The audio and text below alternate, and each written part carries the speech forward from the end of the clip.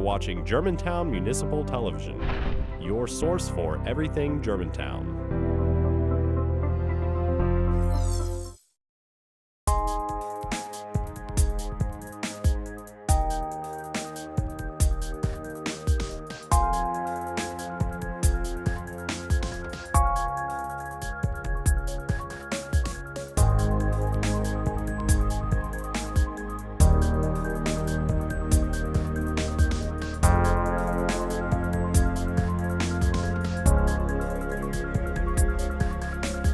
Welcome to a brand new episode of Healthy Germantown TV. I'm your host, Will Kassner. We've got a great show lined up for you today, and as we officially enter into the fall season with crunchy leaves and cooler temps, we're excited to show you some of the unique opportunities that Germantown offers for healthy living. We'll meet with Debo, the chairman of the Senior Commission, to talk about the upcoming Senior Expo. We'll also talk with Nancy Fain and her new program called Wellness Wednesdays to talk about healthy eating styles.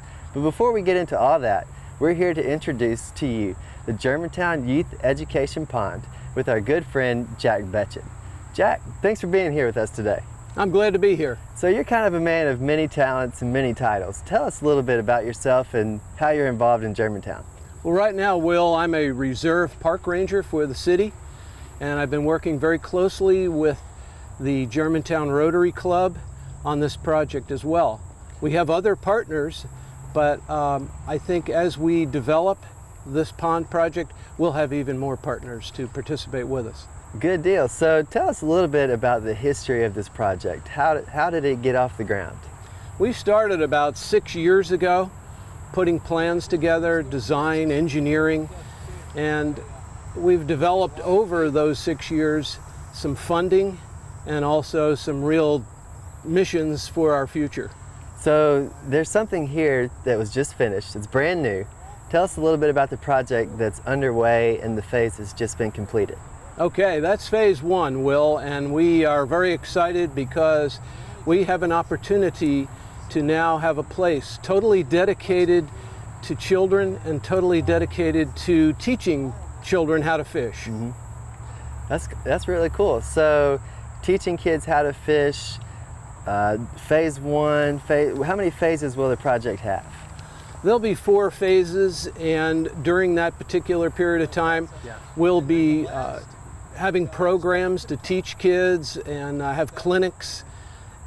The pond will also be open so that parents, guardians, and grandparents can bring their children and fish and have opportunities to enjoy this particular place in nature.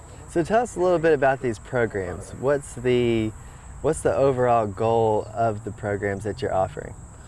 The idea really is to teach children that there's more to fishing than just going down to the dock, putting a worm in the water, and hopefully catching a fish.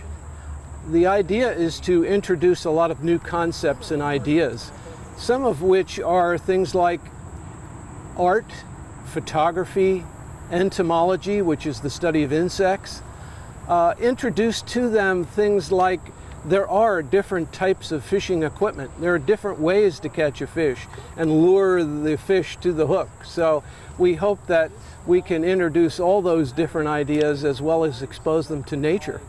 So we're on multiple levels with this project and the goal. Tell me a little bit about why you are so heavily involved with this program. What do you love about it? Well, ever since I was a teenager, I developed a real passion for fishing. I wanted to be able to get out into nature, enjoy the environment, and I just wanted to learn about fishing because I found that as I fished, I enjoyed my life so much more. There was a certain psychological and intellectual advantage to be able to be out in nature. Yeah, there's something about the quiet, the peace of the moment. You know, some of my best memories as a kid were fishing with my dad. And so it's really cool that Germantown has the program, or the start of a program, where we're providing opportunities for parents to be involved with their kids. Are there other ways for people to be involved in teaching kids how to fish? Yes, Will, there are.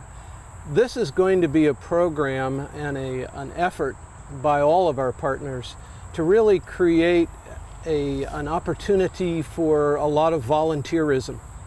And we'll be able to involve parents, we'll be able to involve scouts and other organizations in helping us develop not only the programs for youth, but also help us develop this area, this park, into something that's real for children. That's great. So, grand finale, when all the phases are complete, what will the park consist of?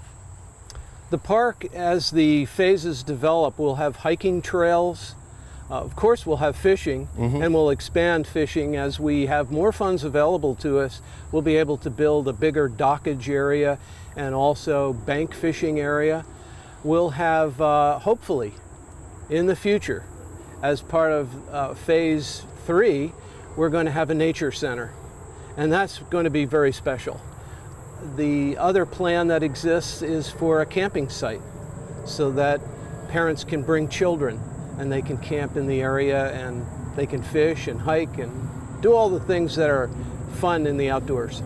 Yeah, so a lot of times we talk about healthy living, we talk about eating habits or activity. How does, in your experience, things like fishing or time in nature apply to that healthy lifestyle mentality?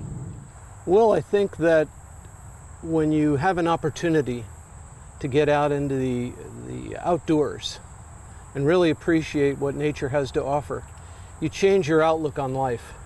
You really appreciate, as I talked about earlier, the advantages to being outside, the stress reduction that this may provide for children and adults as well. As they're teaching their children, they are creating a bond with their offspring, and they say, this is perfect for me. I like this type of living. And they grow from that. And they grow, as I said earlier, they grow psychologically, intellectually, and physically. Yeah, and especially in a world where we're driven so much by technology and fast-paced lifestyle, it's so good to just be somewhere where you can slow down and really reflect on family, friendship, and those character qualities of what life is really all about.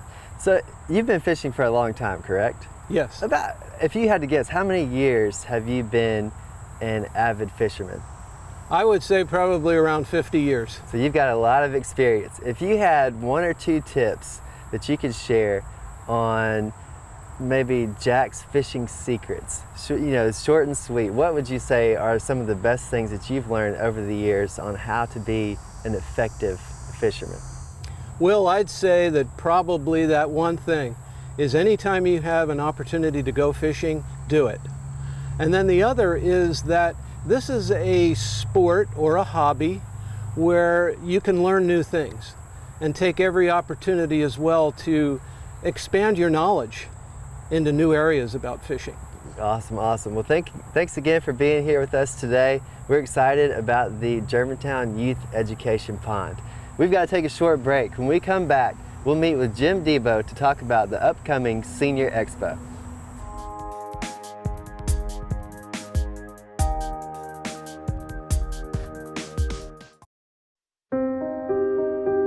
Here's to the things that can keep us safe. Those we use all the time with hardly a thought. Those that are silently standing by to save our lives. And now, those that we carry with us everywhere we go. Many mobile devices will now bring you wireless emergency alerts, real-time information directly from local sources you know and trust. With the unique sound and vibration, you'll be in the know wherever you are.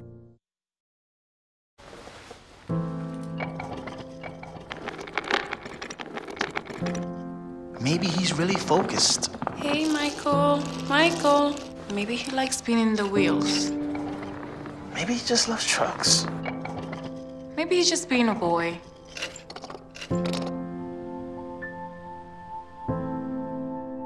Preoccupation with objects is one early sign of autism.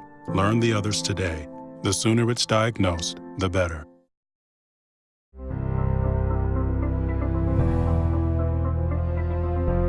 You are watching Germantown Municipal Television, your source for everything Germantown.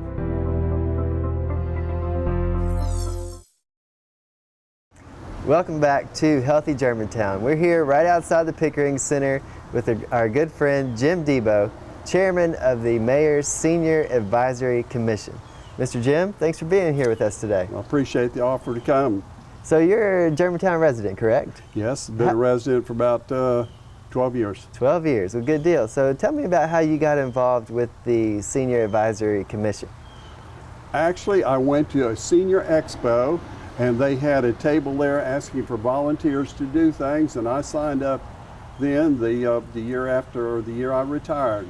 Really? So speaking of the Senior Expo, you're involved with that as well, correct? Yes, sir. I am the chairman of the commission, so I'm chairman of the expo. Good deal. So tell me a little bit about the Senior Expo. Well, this is our 25th year of the Senior Expo. We have it on the first Thursday of November, which this year is November the 2nd. It will last from 9 to 2 p.m. at, well, the entrance is the GPAC, and we go through the GPAC into the athletic club gymnasiums, where we'll have over 70 booths set up with various exhibitors. So that's pretty much what it is in a nutshell. Parking is in the GPAC parking lot. Sounds great. So is there anything that stands out this year as far as new things or booths that you really like? I always like the Germantown Parks and Recreation booth, good commercial, because they have a lot of activities going on for seniors, trips that are a lot of fun. My wife and I have been on quite a few of them, and also bridge tournaments and dancing and things like that. So they have a great booth and show how much Germantown is interested in seniors. Another thing we have new, we're in the newly renovated athletic club gymnasiums, and we're excited to be in there, and it's a lot more light, a lot easier to get around in there. Another thing that we have this year is one of our local pharmacies is going to provide flu shots, so all the seniors can come there and get their flu shots. We have the Memphis dance community will be there, as they have been in the past, doing dance demonstrations and entertaining the folks. So we look forward to having a great time. Yeah, shaping up to be a really good year. So as far as from the health side of things, how does participating in the expo benefit seniors from a healthy standpoint? Well, usually we have booths from Methodist Hospital, and they'll be doing diabetic screening, and as I say, we have the Kroger pharmacists who will be there, and they will be doing flu shots. We have had another food vendor that brings healthy food.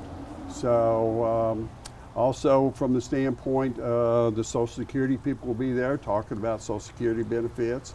The Aging Commission will be there talking about volunteer opportunities for seniors, because we do like to keep busy. So it's going to be a great expo. We're really looking forward to it. Sounds great. So is there anything that you have to do to sign up? There's no sign up needed. Just come on the day of the expo, 9 o'clock on November the 2nd. That's Thursday. And come on in and sign up. So sign the register, because we might have something to give away. Ooh, sounds good. Now, are there age restrictions? Can I come? You can come, yes, you can come. There are no age restrictions. The doors are open to any and all. Sounds great. So, one last question. If you had to name one or two things as your favorite part of the Senior Expo, what would that be? Well, I love to go around and get the little goodies, the free pins and things like that, and talk to some of the vendors that I see every year. It's just kind of like a family reunion for some of us. So just a good time all around. It's a good time, yes, sir. Sounds good. November the 2nd? November the 2nd. First Thursday in November. Right. All right, we'll be there. Mr. Jim, thanks for being with us today. Before we take a break, let's talk with some of our seniors about their favorite part of the Senior Expo. Mr. Gina, what's your favorite part of the Senior Expo? Oh, I love to shop. There's lots of shopping. That's my favorite part. Excuse me, ma'am, what's your favorite part of the Germantown Senior Expo? Well, I love the fact that you can get all your shots there and find out. I had shots that I didn't even know were existing, and I like to visit the police and firemen's exhibits because they do so much for you, and they'll come check your house and and the pizza. And I like Charles dancers are there too, and I think it's fun to watch them. I forgot to say that. Excuse me, sir, what's your favorite part of the Senior Expo? Food.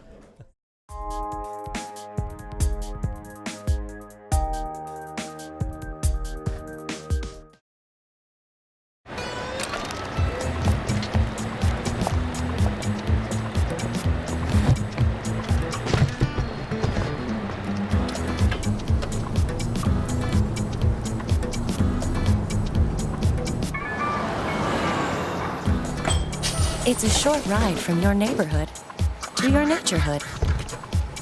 To find a neighborhood park or green space near you, visit discovertheforest.org.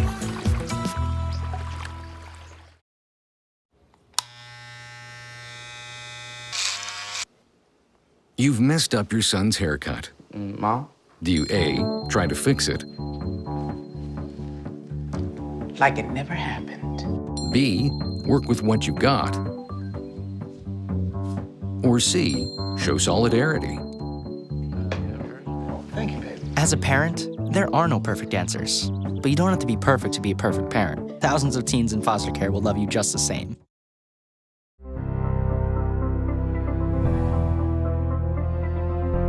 You are watching Germantown Municipal Television, your source for everything Germantown.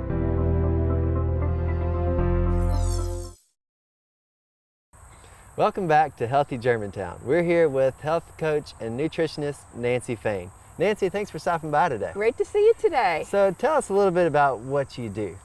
Well, a health coach is different from your typical nutritionist, dietitian, and physician. We are a supportive mentor and wellness advocate that make people change their lifestyle and nutritional choices to make them feel the very best they can. And so how long have you been a health coach? Well, I got certified from the Institute of Integrative Nutrition in New York, and they are the largest health coach institute in the world. I've been doing this for about 2 years and making a lot of presentations to different businesses around the Germantown area. So now it's all about personal empowerment and lifestyle changes. You cannot solve your chronic health conditions with a prescription pad. And I'm out to make people change their lifestyle. Sounds great. And so you have a new program to help people do that. Yes, we're doing Wellness Wednesdays for Germantown. I'm doing a sugar presentation. I'm trying to help people kick sugar to the curb. I'm also doing something on Eat Fat, Get Thin, and I've really been debunking that whole new low-fat paradigm that was very popular in the 60s and 70s. Well, that's been debunked. So now you can eat your full-fat yogurt, and you don't have to have diet soda anymore. You can have your full-fat cheeses and feel satiated and stay on a good track to eat healthy. And then last one is keto. Have you heard about the word keto? I have, actually. It's huge. I'm following it right now. It is a fantastic program if you want to get off that last 5 to 10 pounds, just avoiding starchy carbs. Let's face it, when we think about wellness, it's all about the food we eat and how we feel from it. So when you take away those starchy carbs, I mean, you eat a piece of pizza, you feel kind of down in the dumps after you're done. But you eat a fresh salad with some good feta cheese and olive oil, you're going to feel so much differently about how your body functions and how you feel. So keto is the big trend right now, and everyone's jumping on the bandwagon because there's a correlation between eating keto and reducing symptoms of chronic conditions with this diet. Sounds and lifestyle. Great. I have a friend actually who's on the keto diet and lost a ton of weight. It's crazy. It's sort of like paleo, but paleo tends to have more protein. This has more vegetables. So half of your plate's vegetables, then you've got your protein and a little bit of grains, and then of course those good fats I told you about. Yeah, so starting a new diet, what are some things that you need to lean towards, and then maybe some things that you need to avoid? Well, of course, water. I mean, hydration. Lots of times you think you're hungry, but you're really thirsty. So I'm a big advocate of drink that big glass of water first thing in the morning. I have a little story to tell you. I was going to a podiatrist in town, and it was an early appointment, 8 o'clock in the morning, and I was rushing out, and of course I didn't eat anything, I didn't drink anything, and she's feeling my pulse in my foot. And she said, "Did you drink anything this morning?" And I'm like, "No." She said, "I can tell because what I drank in the morning would affect my hydration and would affect my pulse in my feet. So I'm telling everybody now the first thing they should do in the morning for hydration is to drink a full bottle of water or at least a cup, particularly seniors and baby boomers." Yeah. So hydration is key. And also, I don't think you have to really snack. I think that 6 meal a day thing has really been debunked too, because it's all about habit. You can break a habit after a week, maybe 21 days if it's a tough habit, but have 3 square meals a day. Or on the other side of that, another thing that I personally advocate is intermittent fasting, where you don't have breakfast or you don't have dinner and you really don't eat for 12 to 14 hours, because that's going to change up your whole body function and you're going to go after that stored fat, because you're getting into keto as you're sleeping. But if you do the intermittent fasting, that just makes it even better and it ups your metabolism. Sounds great. Yeah. So what are some things that you tell to help motivate people when they're in a diet to really follow through with it? Well, you know what? I feel health coaches are different because we focus on primary foods. Primary foods meaning that you have to line up your career, your personal relationships, your spirituality, and your activity. And if all those are lined up, you're going to feel better about yourself, and the food choices are going to be good anyway. Let's face it, you can eat kale salads every day, you can go to the gym, and if you're in a toxic relationship or have a really lousy boss, you're not going to eat so great. You're not going to feel good. So all those things have to line up before you move on to the next step. And that's where health coaches will help you. I'll spend an hour with you talking about your personal concerns versus a doctor, they only got 10 minutes and you can't blame them. They've got to go, go, go. So I really do a deep dive into how you're feeling in your life, because all those changes reflect how you eat and how your body feels and how your body functions. Yeah, so to really be on track, you essentially have 3 aspects of health, where it's physical, spiritual, and mental. And your career too, also. Yeah, That all has to line up. Yeah. So along those lines, what inspired you to become a health coach? Well, 20 years ago, I had a suspicious mammogram and I had breast cancer caught very, very early. And I wanted to make sure that I sailed through all the protocol. So I had chemotherapy, a very light chemotherapy, and I had a health coach. A nurse that was doing nutrition came to my house and she informed me about how to hydrate before chemo, how to avoid sugar, and I just started following the program. So 20 years later, I'm great. I'm not on any medications. I'm feeling good. I want to live to be 100 and not on anything from a prescription pad.